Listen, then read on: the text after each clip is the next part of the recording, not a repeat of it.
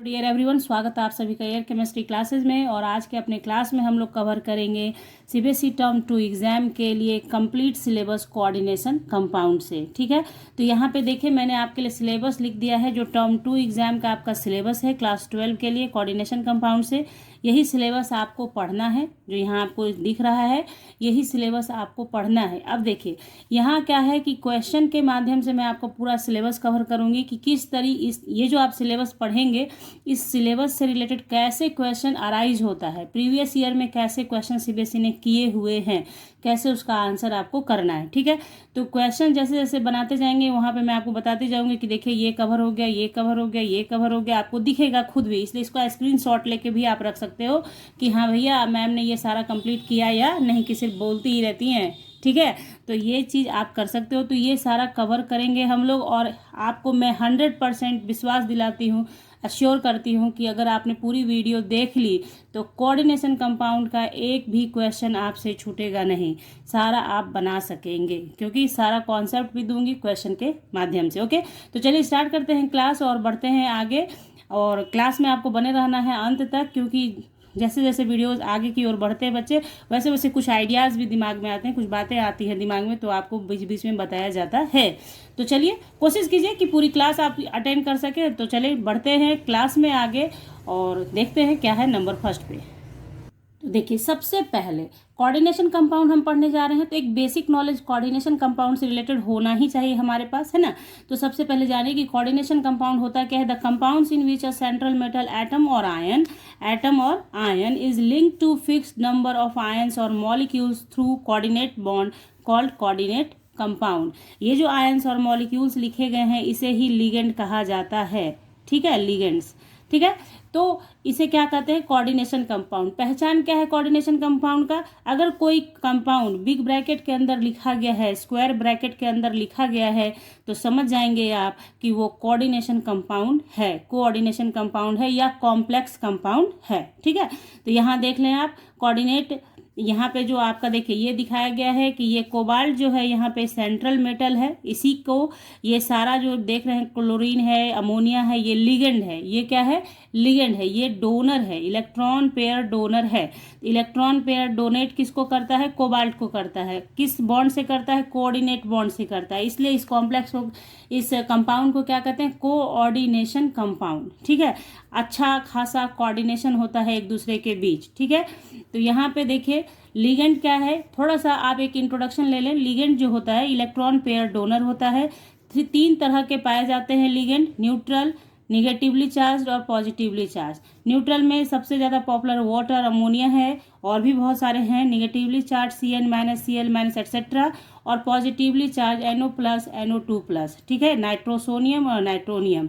अब यहाँ पे ध्यान दीजिएगा आप बात को कि ये जो लिगेंड आपको मैंने यहाँ पे इतना शॉर्ट में बताया है, अगर आपको लिगेंड और IUPAC nomenclature of complex compound का पूरा डिटेल में समझना है तो उसका वीडियो मैंने दिया हुआ है आपको, उसका लिंक डिस्क्रिप्शन बॉक्स और आई बटन दोनों पे प्रोवाइड करूंगी। आपको जहां से सुविधा हो बच्चों वहां से देख लीजिए।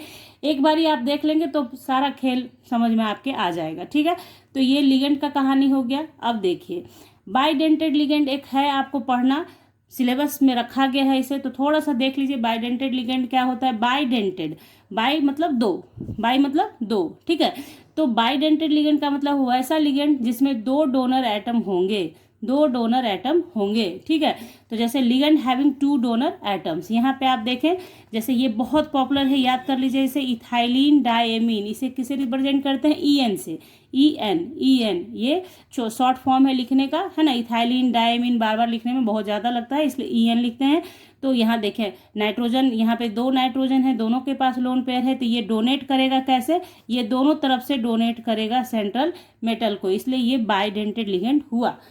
उसी तरीके से यहाँ आप देखें ऑक्सलेट आयन है, ये भी 2 तरफ से ऑक्सीजन के पास निगेटिव चार्ज है, यानी कि इसके पास लोन पेयर ऑफ इलेक्ट्रॉन है, तो ये इधर से भी देगा और इधर से भी देगा, किसको, सेंट्रल मेटल को, तो उसे हम लोग कहते हैं बाइडेंटेड लिगेंड। इसी तरह से पॉलीडेंटेड होता है, जिसमें क्या होता है एक ही मॉलिक्यूल में से और ढेर सारे डोनर एटम होते हैं, 2, 3, 4 5 ऐसे डोनर एटम होते हैं, तो उसे कहते हैं पॉलीडेंटेड लिगेंड। तो वो आपके सिलेबस में नहीं है अभी पढ़ना, तो सिर्फ बाइडेंटेड लिगेंड मैंने आपको एक समझा दिया, इंट्रोडक्शन दे दिया, क्योंकि आगे चल के बाइडेंटेड लिगेंड का इस्तेमाल होगा जब आप आईयूपैक नॉमेनक्लेचर लिखोगे। ओके, तो चलिए ये आप एक सिंपल सा इंट्रो था कि कोऑर्डिनेशन कंपाउंड क्या होता है। मेनली कोऑर्डिनेशन कंपाउंड क्या है, जिसमें सेंट्रल मेटल को डोनर एटम कोऑर्डिनेट बॉन्ड के थ्रू इलेक्ट्रॉन प्रोवाइड करता है, तो उसे कहते हैं कोऑर्डिनेशन कंपाउंड, और उस डोनर एटम को कहते हैं लिगेंड।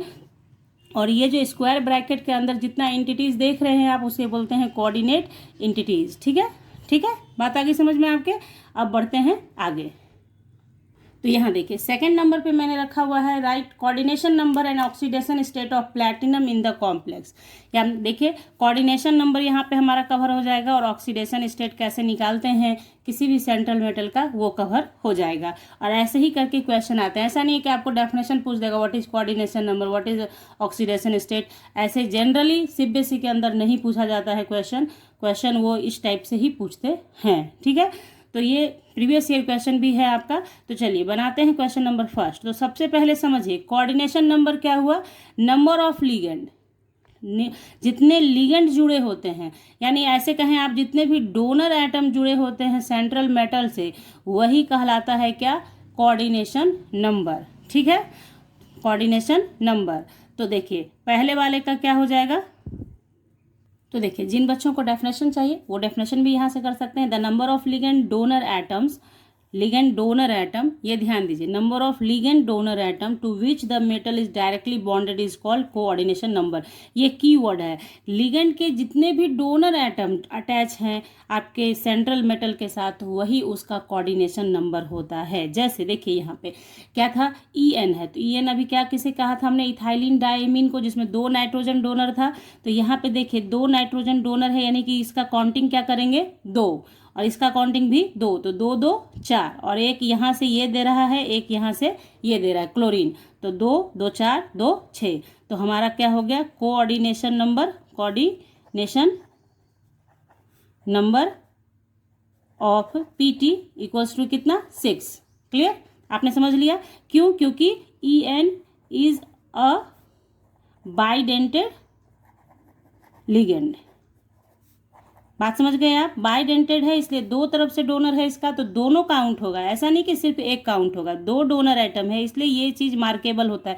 कोई भी जब आप थ्योरी पढ़ते हैं बच्चों, तो कैसे याद रखना, उसका ये तरीका होता है कि जो उस पूरे पार्ट का कीवर्ड है उसको दिमाग में अपने सेट करके रखिए, कीवर्ड जो है उसको सेट रखिए, देखिए पूरा आपका आसानी से पढ़ाई हो जाता है।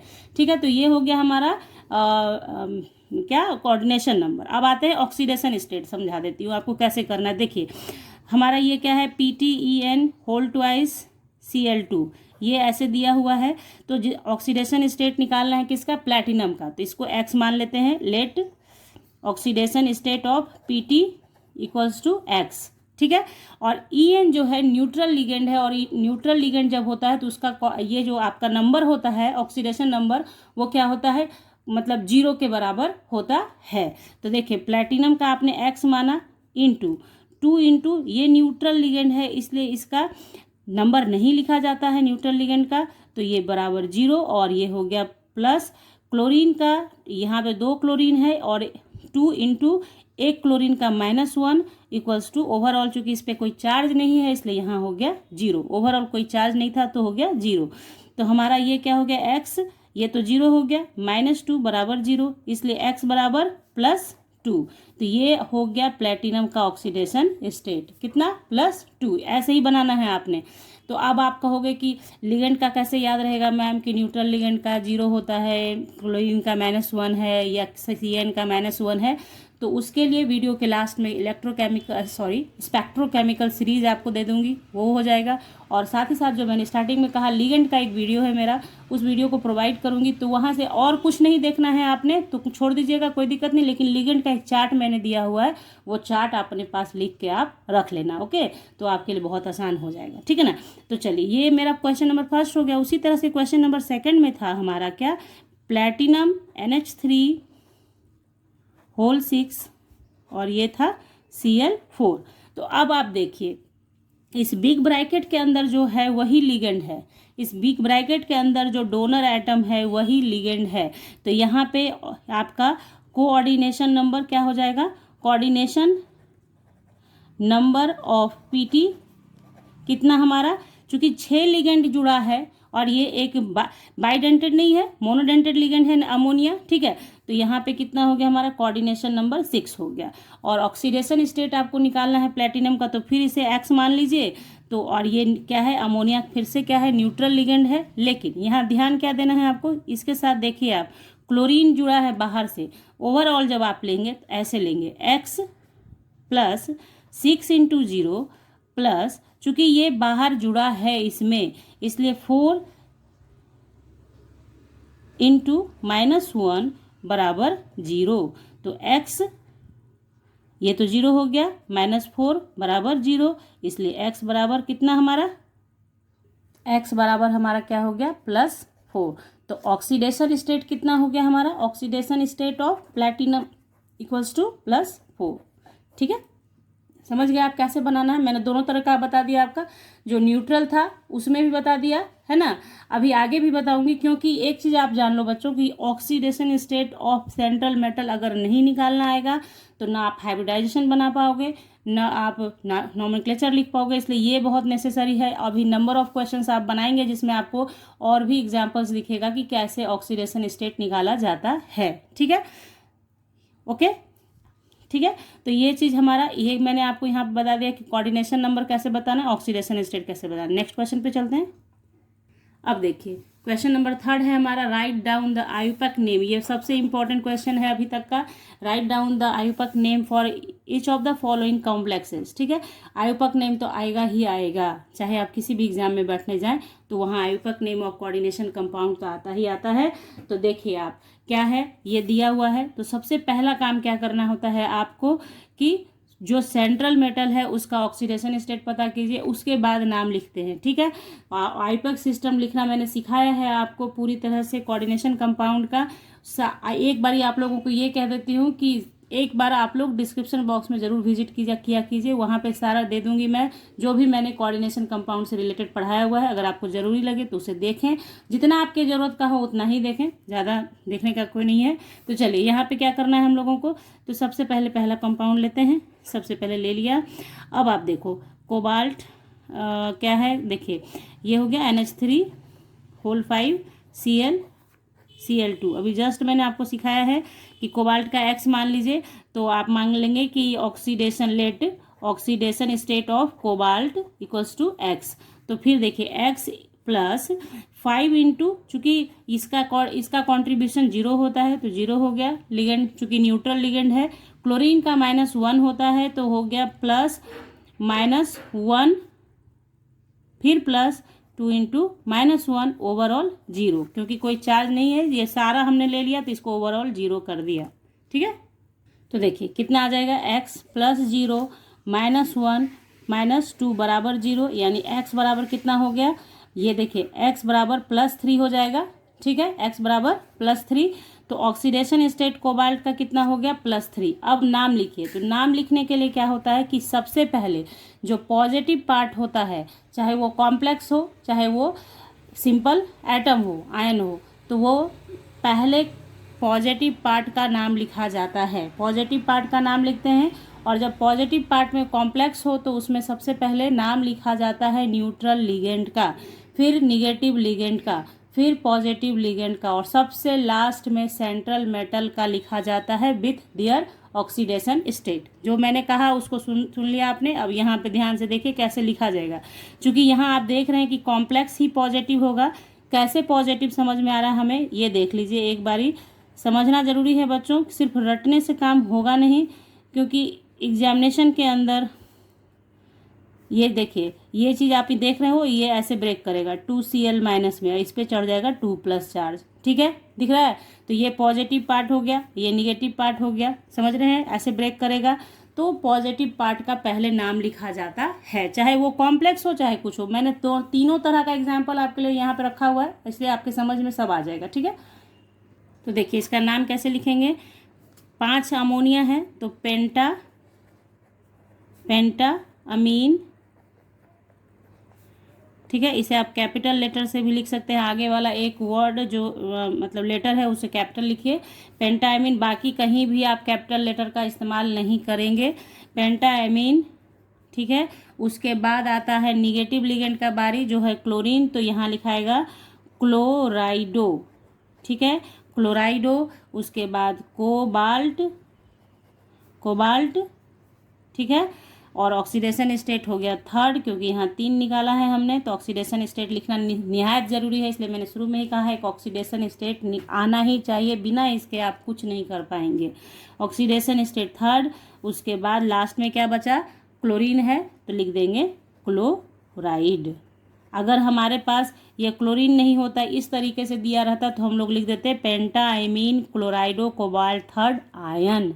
क्या लिखते, आयन। ये दिया रहता तब, चूंकि ये न्यूट्रल करके दिया गया है इसलिए हम लोगों ने क्या लिखा, पेंटाएमीन क्लोराइडो कोबाल्ट थर्ड क्लोराइड, ठीक है। यहाँ पे कोबाल्ट हुआ इसलिए क्योंकि ये हमारा कॉम्प्लेक्स कैसा है, पॉजिटिव है, ठीक है। अगर हमारा कॉम्प्लेक्स निगेटिव हो जाएगा तो वहाँ पे आपको चेंज दिखेगा कि हमारा सेंट्रल मेटल का नाम में 8 लग जाता है, ATE, ठीक है। कैसे, सेकंड नंबर एग्जाम्पल पे देखते हैं। सेकंड नंबर एग्जाम्पल है हमारा क्या, देखिए K3, है ना। मैंने कोशिश की है कि सारा कुछ आपको बता सकूं, इसलिए जितना भी पॉसिबल है वैरायटी वो लाया, यहाँ पे डाला है मैंने, ठीक है। तो यहाँ देखिए K3FeCN6 हुआ, तो आपको समझ में आ रहा है ये अगर ब्रेक करेगा तो किस तरीके से ब्रेक करेगा, 3K+, तो ये हो गया FeCN6 3-, तो आपको ये समझ गया कि कॉम्प्लेक्स क्या है, निगेटिव है ना। तो नाम तो पहले पॉजिटिव पार्ट का आएगा तब निगेटिव का आएगा, लेकिन पहले आपको Fe का निकाल लेना होगा ऑक्सीडेशन स्टेट। तो let oxidation state of Fe हमारा कितना हुआ, X, ठीक है।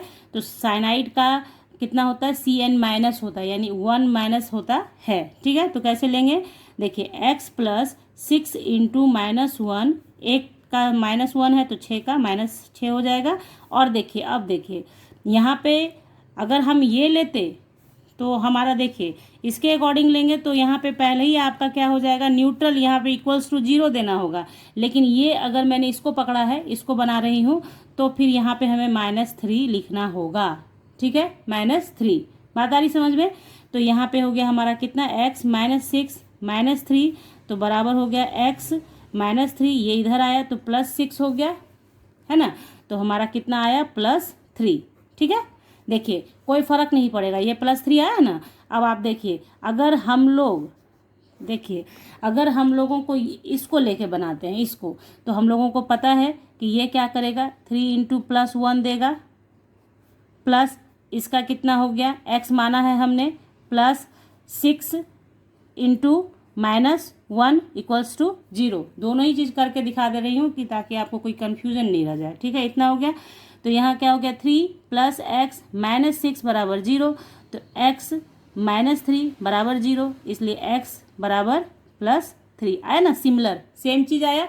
तो ये जो यहाँ पे मैंने सिर्फ बता दिया आपको कि ऐसे किया जाता है, तो यहाँ पे आपको दिखाया कि चलिए ये निगेटिव आयन था तो हम लोगों ने निगेटिव वाला लेके चला तो +3 ही आया, और ओवरऑल भी आप लेके चलेंगे इसको तो ये भी आपको क्या देगा, +3 ही देगा, ठीक है। ये सिर्फ आपको समझाना है कि ब्रेक किया तो ये प्लस हुआ, ये माइनस कॉम्प्लेक्स हो गया, तो पहले कटायन का नाम लिखाता है देन अनायन का नाम लिखाता है, पहले कटायन देन अनायन। अब नाम लिखिए, ठीक है। नाम इसका क्या हो जाएगा हमारा, सबसे पहले पोटेशियम है तो लिखेंगे पोटेशियम, पोटेशियम, ठीक है। उसके बाद 6 साइनो है तो हेक्सा साइनो, ठीक है। उसके बाद हमारे पास ये देखिए आयरन का लिखते हैं फिरेट, लिखेंगे। क्यों लिखा फिरेट, क्योंकि कॉम्प्लेक्स कैसा है, अनायन है, अनायन कॉम्प्लेक्स होता है, अनायन कॉम्प्लेक्स होता है तो आपके सेंट्रल मेटल के नाम में क्या जुड़ जाता है, 8, ठीक है। तो फिरेट हो गया, है ना। फिरेट कितना है ऑक्सीडेशन स्टेट, थर्ड, ठीक है, हो गया। अब इसके आगे तो कुछ है ही नहीं तो कुछ नहीं लिखना है। अब पोटेशियम हेक्सासाइनोफिरेट थर्ड, पोटेशियम हेक्सासाइनोफिरेट थर्ड, इसके आगे कुछ नहीं है तो रह गया ऐसे ही, ठीक है। समझ गए आप बात को, ठीक है। अगर हमें इसको हटा दिया गया, ये रहता, यही लिखना होता सिर्फ, तो क्या लिखते हैं हम लोग, हेक्सासाइनोफिरेट आयन, हेक्सा साइनोफिरेट आयन। ठीक है, क्लियर। अब थर्ड नंबर देख लेते हैं क्या है हमारा थर्ड में। तो थर्ड वाले में पूरा क्लियर हो जाएगा आपका। थर्ड नंबर है हमारा क्या, देखिए निकेल Cl4। देखिए इसमें पहले ही से आयन दे दिया।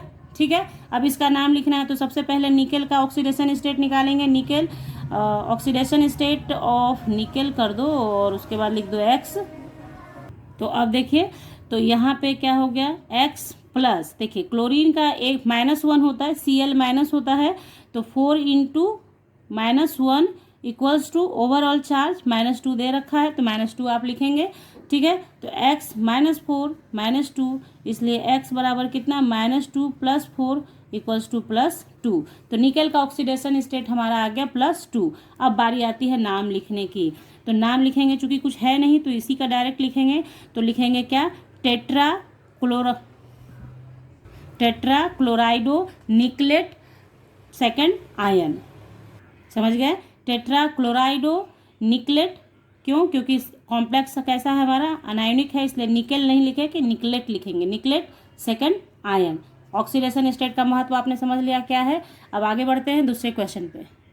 अब देखिए क्वेश्चन नंबर 4 मैंने यहाँ पे लिया हुआ है आपके लिए, right the hybridization and magnetic character of following complexes. अब आप यहाँ जान लें हाइब्रिडाइजेशन और मैग्नेटिक बिहेवियर जो है यही है बीबीटी का theory. BBT valence bond theory of coordination compound जो है उसमें यही बताया जाता है कि कौन सा हाइब्रिडाइजेशन होगा, मैग्नेटिक बिहेवियर कैसा होगा, यही उसका थ्योरी है। ठीक है, कैसे बॉन्डिंग करेगा, तो इसी क्वेश्चन के माध्यम से जो पढ़ेंगे आप वही बीबीटी होगा, बैलेंस बॉन्ड थ्योरी। कभी भी ऐसा नहीं होता है कि आपको लिखने पोस्टुलेट्स ऑफ बीबीटी लिखने दिया हो, ऐसा नहीं आया है क्वेश्चन। ठीक है, क्वेश्चन बीबीटी से रिलेटेड ऐसे ही आता है कि बताइए कि ये कॉम्प्लेक्स मैग्नेटिक है या नहीं है, ज़्यादा मैग्नेटिक है, कम मैग्नेटिक है, कंपैरिजन पूछ सकता है। तो ये सारी बातें आपको क्वेश्चन के माध्यम से मैं बता रही हूँ। तो देखिए इसी टाइप के क्वेश्चंस आते हैं, कैसे करना है समझिए इस चीज़ को। तो यहाँ देखिए क्वेश्चन नंबर फर्स्ट दिया हुआ है हमारा, आयन दिया हुआ है, Fe का एटॉमिक नंबर दिया है, निकेल का एटॉमिक नंबर दिया है। तो सबसे पहले पहला क्वेश्चन पकड़ते हैं हम लोग और बनाते हैं। ये है हमारा होल 6 2+।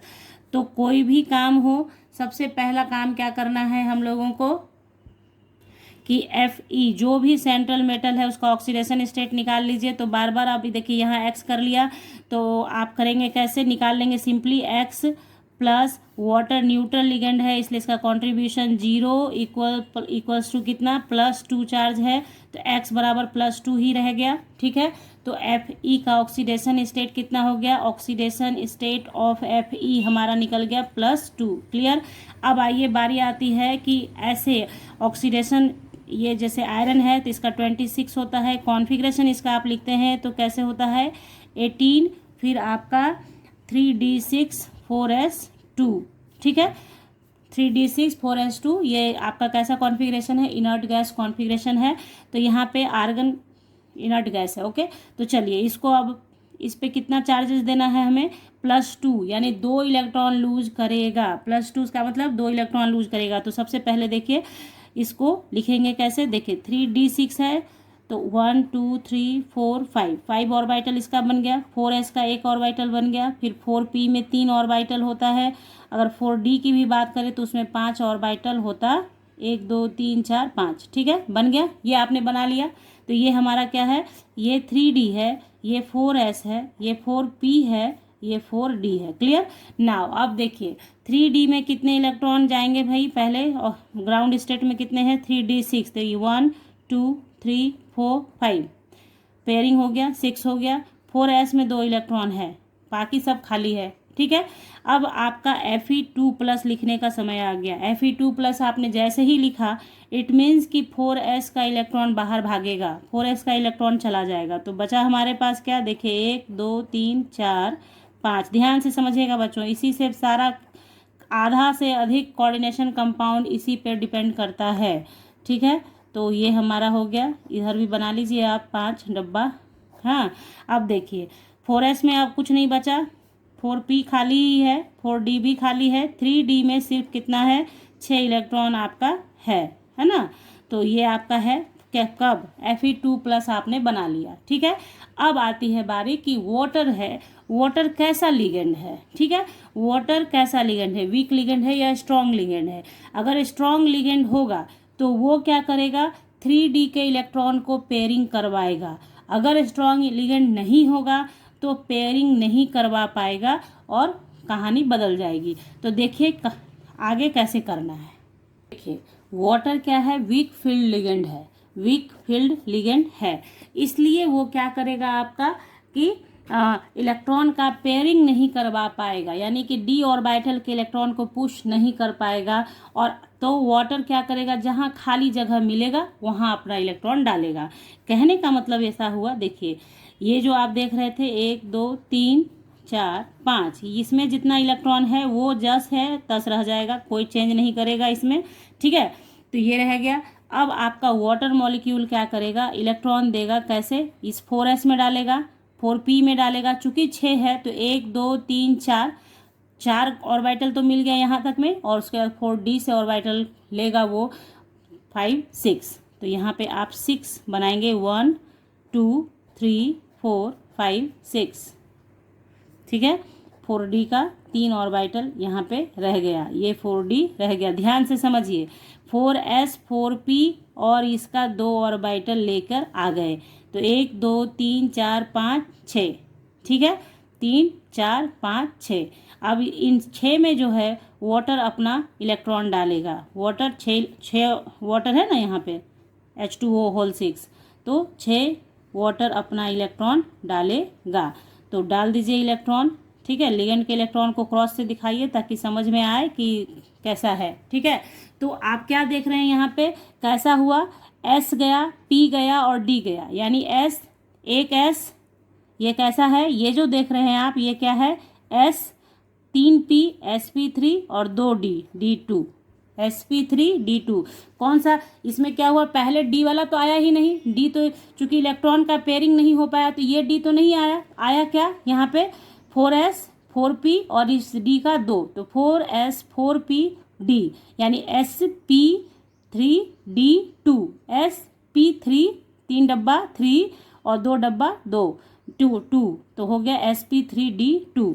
तो ये हाइब्रिडाइजेशन हो गया हमारा। ये कैसा हाइब्रिडाइजेशन हो गया, यही बताना था हमें कि हाइब्रिडाइजेशन कैसा है।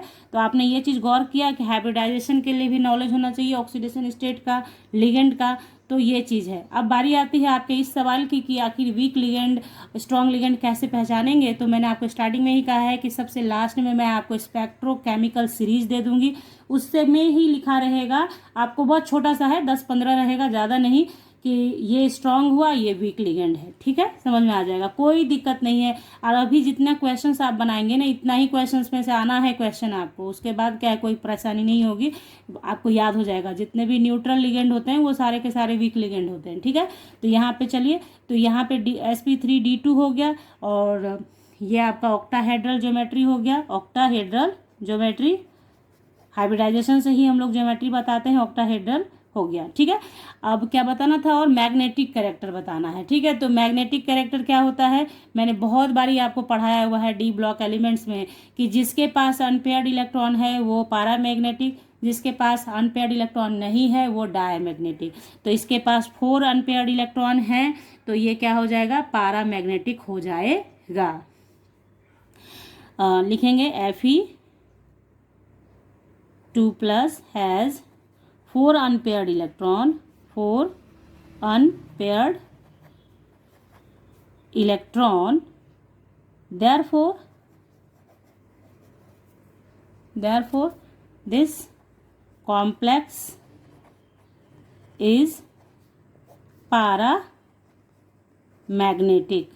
समझ गए आप, क्या हो जाएगा, पैरामैग्नेटिक हो जाएगा। अगर सारा का सारा पेयर होता है तो डायमैग्नेटिक हो जाता है। अब यहीं पे एक ध्यान से सुन लें कि जिसके पास जितना ज़्यादा अनपेयर्ड इलेक्ट्रॉन होगा वो उतना ज़्यादा मैग्नेटिक होगा। वैसे क्वेश्चंस भी आते हैं कि 2 कंपाउंड में कंपेयर करना होता है कि ये इन दोनों में से ये ज़्यादा मैग्नेटिक है वाई, तो आपको फिर वहाँ पे अनपेयर्ड इलेक्ट्रॉन निकाल के दिखाना होगा, उसके बाद बताना होगा it has greater number of unpaired electron therefore it is more magnetic than this. ऐसे भी क्वेश्चंस आते हैं, मतलब एक क्वेश्चंस बता रही हूँ तो उसके अकॉर्डिंगली आप कितने क्वेश्चन का आंसर कर सकते हैं, ऐसे कोशिश तो मैंने करी है कि सारे क्वेश्चंस आपको बता दूँ।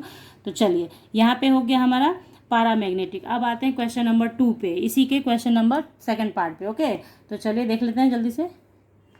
तो देखिए इस क्वेश्चन को बनाना है हम लोगों को। तो निकेल का फिर क्या हो जाएगा, ऑक्सीडेशन स्टेट ऑफ निकेल आप कर लेंगे X, nickel equals to X, तो एक्स प्लस साइनाइड का -1 होता है, पीछे भी बताया है आपको, 4 into -1 equals to overall charge -2, तो -2 आप लिख देंगे, है ना। देखिए ठीक है, तो हमारा फिर क्या हो गया, x -4 बराबर -2, तो इसलिए x बराबर -2 + 4 यानी कि x बराबर +2 आ गया ऑक्सीडेशन स्टेट। तो यहाँ पे निकेल का देखिए कॉन्फ़िगरेशन, ग्राउंड स्टेट कॉन्फ़िगरेशन ये है, जब निकेल 2+ बनाएगा यानी निकेल 2+ बनाएगा तो हमारा ये 4s का इलेक्ट्रॉन बाहर चला जाएगा, ठीक है। तो हम लोगों का क्या हो जाएगा, ये देखिए आर्गन 3d8 4s पे 0 हो जाएगा। तो जैसे अभी जस्ट अभी आपने फेरस का बनाया था ना आयरन का, वैसे ही इसको भी कर लेंगे हम लोग। तो देखिए सबसे पहले निकेल 2+ का क्या हो जाएगा, देखिए ये देखिए 1 2 3 4 5, ठीक है, 4s बना लिया, 4p का बना लिया, ठीक है, और 4d 1 2 3 4 5, डब्बा थोड़ा सा गिन लेना बच्चा लोग। तो ये हो गया आपका, ठीक है। तो अब क्या करना है कि 1 2 3 4 5 6 7 8, ठीक है। तो ये हमारा 3d8 है, हाँ। 4s 0 हो गया क्योंकि 2 इलेक्ट्रॉन मैंने पहले ही निकाल दिया है, 4s 0, ये 4p भी 0 है, 4d भी 0 है। तो अब देखिए Cn क्या है, यहाँ पे जैसे पहले आपने H2O को वीक लिगेंड देखा, तो Cn स्ट्रॉन्ग लिगेंड है, क्या है, स्ट्रॉन्ग फील्ड लिगेंड है। तो वो क्या करेगा, इसके इलेक्ट्रॉन को पुश करेगा, d ऑर्बिटल के इलेक्ट्रॉन को पुश करेगा पेयरिंग करने के लिए। तो ये पेयर हो जाएगा, तो एक डब्बा d मिल जाएगा खाली हम लोगों के पास लिगेंड को इलेक्ट्रॉन देने के लिए। तो बस यहीं से स्टार्ट होता है काम। तो C लिखेंगे क्या कि Cn minus is a strong field ligand, strong field ligand, ठीक है। तो देखिए ये स्ट्रॉन्ग फील्ड लिगेंड है इसलिए पेयरिंग होगा, तो पेयरिंग से कैसा हो जाएगा, सो देखिए क्या हो गया, 1 2 3, 3 तो पहले ही से भरा हुआ है, चौथे नंबर में पेयरिंग हो जाएगा, 1 2 3 4 5 6 7 8, 8 इलेक्ट्रॉन का पेयरिंग हो गया। अब जो ये एक खाली डब्बा बचेगा, एक जो ये खाली आप देखेंगे, एक चूंकि पेयरिंग हो गया तो एक खाली रह गया, अब ये S आएगा और ये P है, 1 2 3, ठीक है। अब ध्यान दें साइनाइड कितना है मेरे पास, 4 ही साइनाइड है, यानी 4 साइनाइड को लिगेंड को इलेक्ट्रॉन देना है, तो 1 2 3 4, यानी इतना से मेरा काम हो जाएगा, इतना से, ठीक है ना, इतना ही से काम अपने लोग का बन जाना है। तो हमारा क्या हो जाएगा कि फिर से हम लोग 1 2 3 4 ये जैसे था वैसे लिख दीजिए इसको, ठीक है। और अब आपने इसको मिला के बना लिया 1 2 3 4, ठीक है, ये हो गया हमारा। तो साइनाइड अब क्या करेगा, देखिए ये कहाँ कैसे आया, एक D है, एक S है और P2 है, तो ये क्या हो गया DsP2, ठीक है, DsP2 हाइब्रिडाइजेशन। समझ रहे हैं कैसे करना है, एकदम बहुत आसान है, कोई मेहनत नहीं है। यहाँ से एक D का डब्बा है, एक S का है और एक दो P का डब्बा है, तो हाइब्रिडाइजेशन कैसा हो गया, D1 S1 और P2, DsP2, और इसमें साइनाइड अपना लिगेंड इलेक्ट्रॉन डालेगा, साइनाइड अपना इलेक्ट्रॉन डालेगा, तो डाल दिया इलेक्ट्रॉन, ठीक है। तो ये हाइब्रिडाइजेशन हो गया इसका, निकेल का हाइब्रिडाइजेशन, ठीक है। तो इसका आपका कितना हो जाएगा, स्क्वायर प्लेनर स्ट्रक्चर हो जाएगा, square planar, square planar structure हो गया इसका मतलब। अब देखिए कैसा होगा, चूंकि यहाँ आप देखें ध्यान से सारा का सारा पेयर्ड इलेक्ट्रॉन है, नो अनपेयर्ड इलेक्ट्रॉन, इसलिए ये क्या हो जाएगा, डायमैग्नेटिक होगा, पैरामैग्नेटिक नहीं होगा, क्या होगा, डायमैग्नेटिक होगा। तो आप क्या कहेंगे, the complex is diamagnetic in nature due to presence of paired electron. समझ गए बात कैसे करना है, आ गया। इस तरह के क्वेश्चंस आएंगे तो कैसे सॉल्व करना है आपको बस ध्यान से समझना है, बस ये ध्यान रखना है कि कौन सा कैसा लिगेंड है, कैसे वो क्या काम करता है, और आपका काम हो जाएगा। ये जो चीज़ सिखाया है आपको, इसको एक बार ही ध्यान से समझेंगे सुनेंगे तो काम आपका हो जाएगा। चलिए आते हैं नेक्स्ट क्वेश्चन पे। तो देखिए क्वेश्चन नंबर 5 वेरी वेरी भी इंपॉर्टेंट क्वेश्चन है। इसमें बहुत सारी थ्योरी आपके समझ में आ जाएगी। What is meant by crystal field splitting energy? On the basis of crystal field theory right the electronic configuration of D4 in terms of T2G and EG in an octahedral field when delta 0 greater than P और delta 0 less than P। Okay, तो सबसे पहले ये जानिए कि crystal field splitting होता क्या है। क्रिस्टल फील्ड स्प्लिटिंग क्या होता है? तो देखिए ट्रांजिशन मेटल जब ऐसे ही रहता है, ट्रांजिशन मेटल ऐसे ही बैठा रहता है तो उसको कोई दिक्कत नहीं है। उसका सारा का सारा d ऑर्बिटल, जो 5 d ऑर्बिटल है वो डीजेनरेट होता है, मीन्स कि एक ही एनर्जी वाला होता है, इसलिए उसमें कोई प्रॉब्लम नहीं आती है। लेकिन जैसे ही लिगेंड उसको अप्रोच करता है तो लिगेंड अप्रोच करेगा तो उसका लिगेंड का इलेक्ट्रॉन और मेटल आयन का जो इलेक्ट्रॉन है एक दूसरे को रिपेल करेगा। ठीक है, आप क्या देख रहे हैं कि लिगेंड का काम क्या है? इलेक्ट्रॉन पेयर देना। मेटल के पास भी इलेक्ट्रॉन, लिगेंड भी देगा इलेक्ट्रॉन, तो एक दूसरे के बीच रिपल्सन स्टार्ट हो जाता है।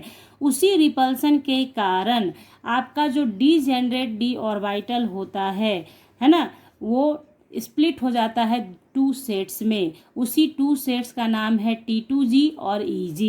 ठीक है, T2G और EG समझ गए क्या है?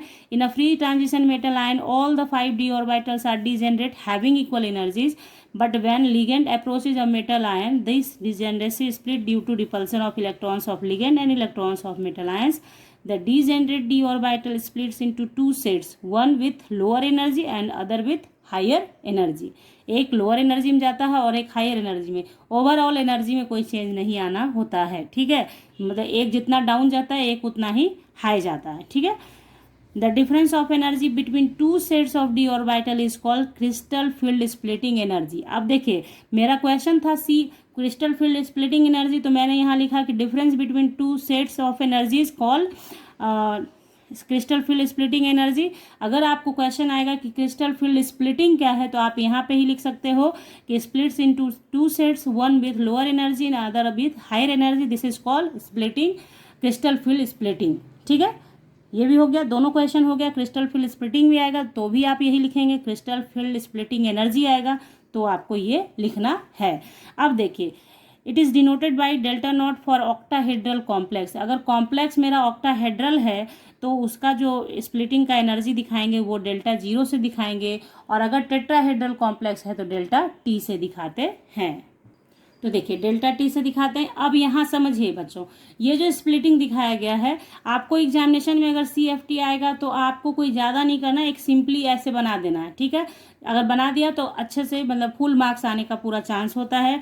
तो जैसे देखिए d ऑर्बिटल फ्री आयन जब है, d ऑर्बिटल डीजेनरेट है, हमारा डीजेनरेट ऑर्बिटल अपना d ऑर्बिटल बैठा रहता है। अब क्या हुआ कि जैसे ही लिगेंड ने अप्रोच करना स्टार्ट किया, तो एक मान लीजिए ये हाइपोथेटिकली है कि जब अप्रोच करना स्टार्ट होता है तो एनर्जी में थोड़ा सा का बढ़ाव होता है, यानी एनर्जी बढ़ जाता है। ठीक है, average energy of the d orbital of free ion in the presence of ligand.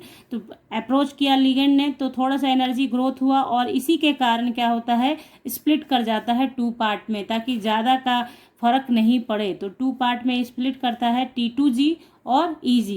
तो T2G नीचे आया तो ये लोअर एनर्जी हो गया, और EG ऊपर गया तो हायर एनर्जी हो गया।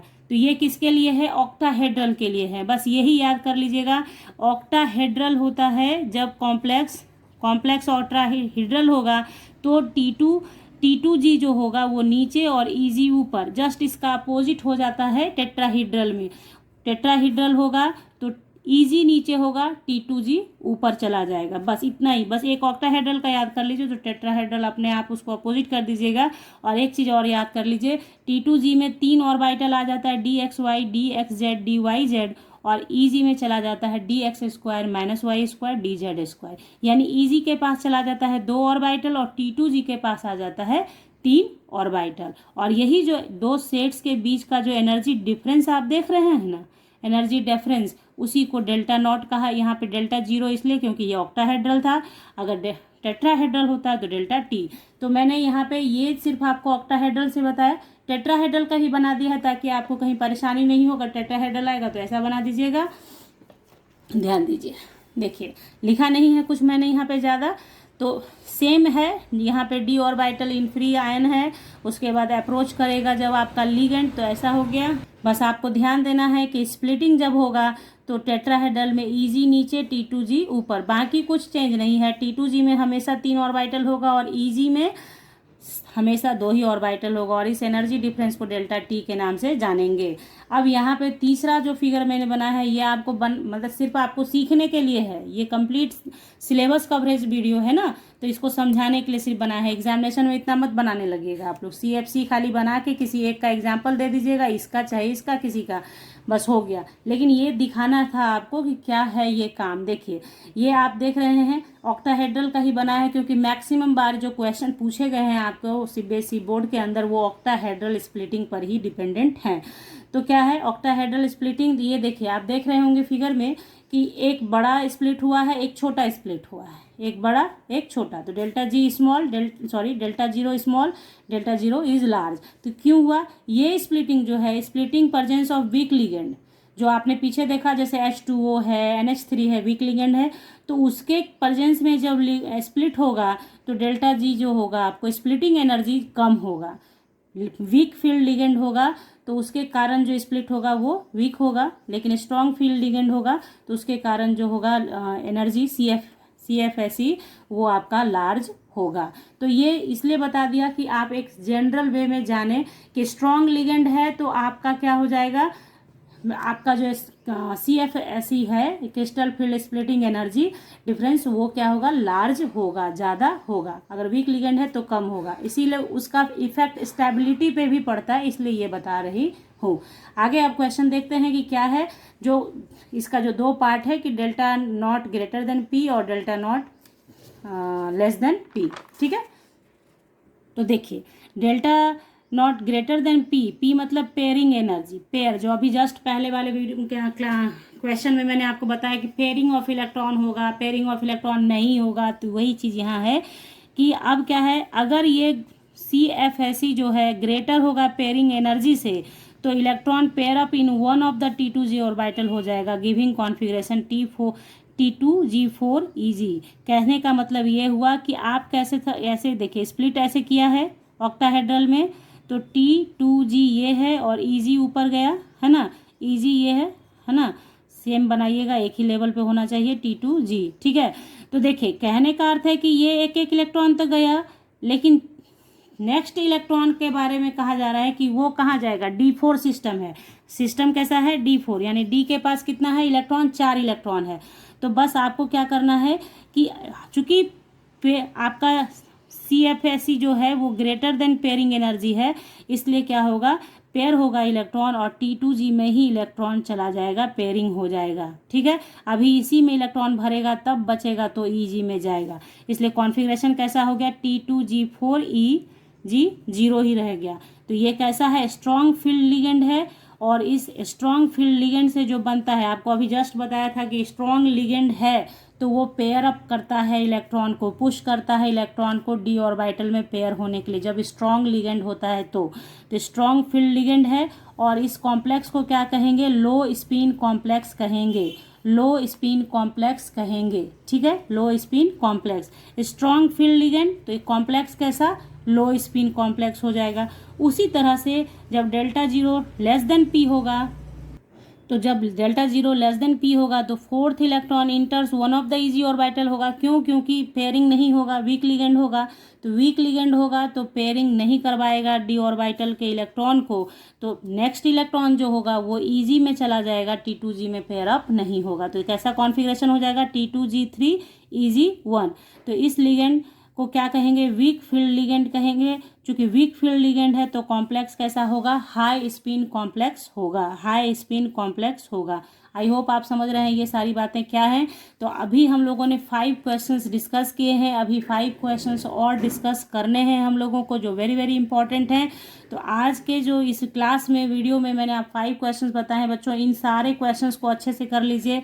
आपको आईपैक नॉमेनक्लेचर का वीडियो चाहिए वो प्रोवाइडेड है। आपको ऑक्सीडेशन स्टेट निकाला कैसे जाता है यहाँ पे जो बताया सो बताया, वीडियो में भी बताया है दूसरे वीडियो में, तो सारे लिंक आपको प्रोवाइड कर देती हूँ। तो पहले आप क्या करो, ये सारे करके रखो, अगले क्लास में इससे जो और 5 क्वेश्चंस हैं वो कर लेंगे, क्योंकि ये वीडियो अब बहुत लंबी हो चुकी है। इसके आगे अगली क्लास में देखेंगे, तो ये वीडियो अभी टू बी कंटिन्यूड रहेगा। तो चलिए, अगर आपको वीडियो समझ में आई हो, क्वेश्चंस अच्छे लगे हों और बातें समझ में आ रही हों तो वीडियो को लाइक दीजिएगा और शेयर कीजिएगा अपने ग्रुप में ज़्यादा से ज़्यादा, और सब्सक्राइब कर लीजिएगा चैनल को विथ बेल आइकन। हाँ, यहाँ पे एक बात और कह दूँ, कुछ बच्चे कमेंट सेक्शन में डी और एफ ब्लॉक एलिमेंट्स का 1 शॉर्ट वीडियो भी मांग रहे हैं, तो जल्दी ही वो प्रोवाइड करूँगी इसके बाद। तो जुड़े रहें साथ में, सब्सक्राइब करके चैनल को। मिलते हैं आपसे नेक्स्ट क्लास में, तब तक के लिए bye, thank you, take care, have a nice day बच्चों।